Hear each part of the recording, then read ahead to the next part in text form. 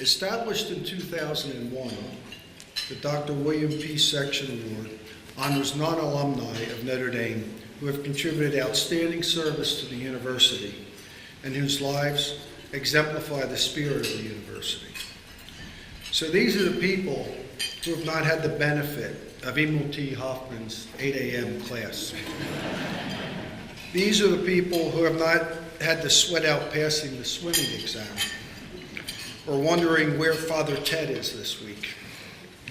These are the people who somehow, some way, got connected to the university, absorbed Our Lady's vision, and dedicated their life to work for her mission.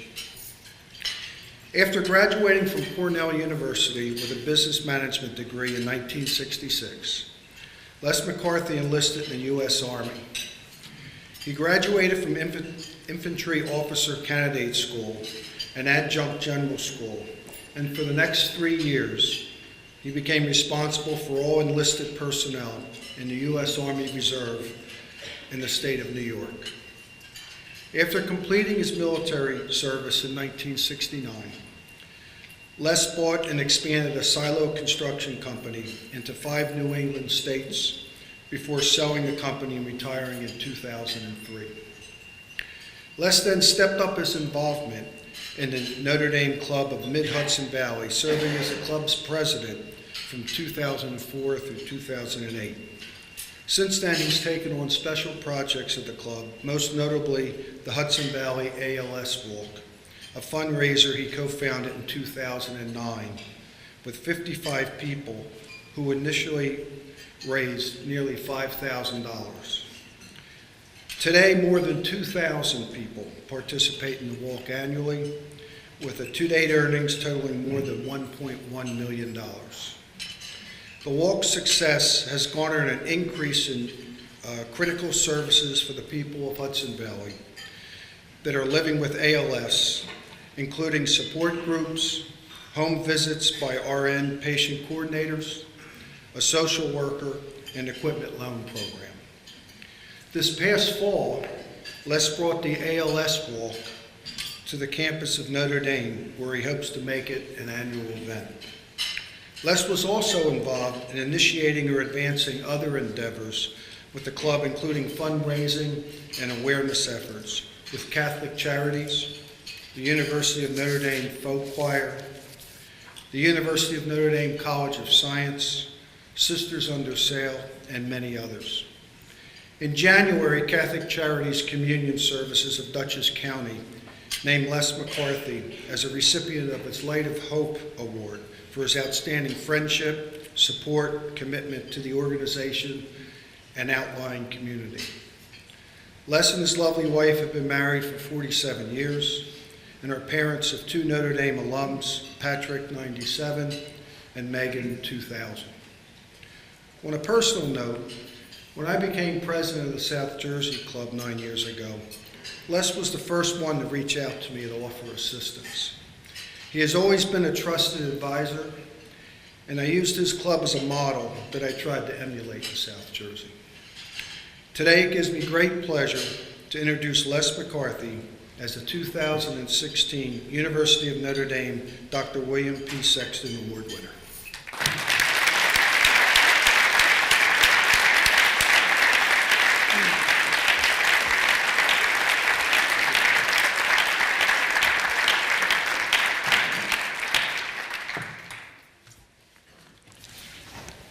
Thanks, Steve. I really cannot tell you how humbling it is for this silo builder from upstate New York to be honored at the same luncheon as the late Kathy Piernick. I'm honored to accept this award, but as the award card reads, I accept it in the name of the Mid-Hudson Club because it is through the club that all I have accomplished since I retired 13 years ago has been made possible. You can learn more about our club on Facebook, at our website, and through a YouTube search. The most recent YouTube search will show you our 2015 highlight video with background music provided by none other than the O'Neill brothers. I am pleased that my daughter Megan, class of 2000, is able to join us today, because the last time I was asked to say a few words on this campus was back late October of last year at the first annual ALS campus walk. And I started out by thanking everyone at the College of Agriculture, a meaning, of course, to say the College of Science. Megan was the only one to point out that slip-up. Reminds me of when Celine Dion opened her concert in Toronto by saying, "Hello, Boston." I love to tell people that all our kids went to Notre Dame, although many outside the Notre Dame family really don't know what that means. It means for us so much, but in addition to the great education, it meant watching Megan come out of the tunnel at all of those football games, home football games for 4 years. And I still have a copy of every one of those, a tape of every one of those games.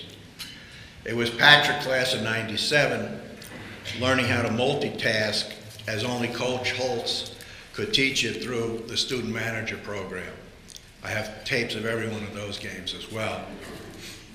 But in my remaining time here, let me try to summarize a little bit about our ALS effort. We have copies of a detailed walk history. Ellen will have them at our club table over there if you would like to pick one up later. But I'll give you just a summary now. I also want to tell you that Linda Legault Quinn, class of 84, our club president for the past 5 years, and I will be telling our ALS story in a Zoom broadcast during this year's Notre Dame Day celebration a week or so from now. Linda, of course, is with us today. But back to our story. In the fall of 2009, as Steve said, I lost my third friend, Gus Raspitha, who got a PhD here in 1970. I lost him to this horrific disease, and I felt after losing 3 of them, I had to do something. Gus's wife, Ellen, is also with us today over at our club table here to my right.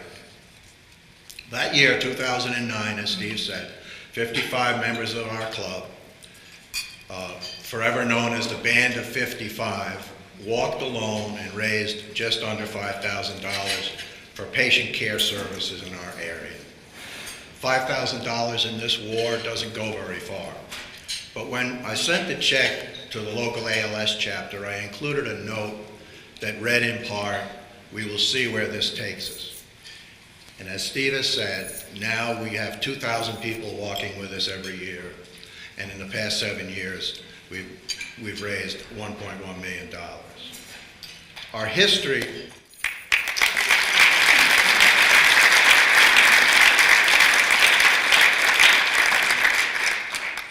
Our walk history is really a story of being fortunate at the beginning, of not knowing what we didn't know about fundraising. It's a story of being held back by my fear of failure. It's a story of not thinking big. But it is also a story of how a small club can identify a need in a community, fill that need regardless of its size, by acting as a catalyst and utilizing community partners. Again, it's a story of a small club that can identify a need in its community and fill that need regardless of size of the club, regardless of the size of the challenge, by acting as a catalyst and utilizing community partners. I believe that our story is in keeping with the thinking of Sir Francis Drake when over 460 years ago he prayed, "Disturb us, Lord, when we are well too pleased with ourselves, when our dreams have come true because we have dreamed too little, when we have arrived safely because we sailed too close to the shore." I always think about that one. And when I do, I continue to ask anyone who will listen, what would you fight for? It is highly unlikely that there'll ever be a building on this campus with our name on it, as I had no Powerball winners last night. However, nevertheless, our love for this place is priceless. Before my daughter loses track of how many times I may have misspoken already, let me close with a challenge. We are very proud of our ALS story, but in that war, real success only comes with a cure. We will embrace that cure from wherever it comes. But wouldn't it be great if it came as the result of research at the University of Notre Dame, as the result of the inspiration we can provide a member of the newly formed Neuroscience Club. Finally, let me paraphrase a couple of Robert Frost lines that many of us here today can relate to. We have promises to keep and miles to go before we sleep.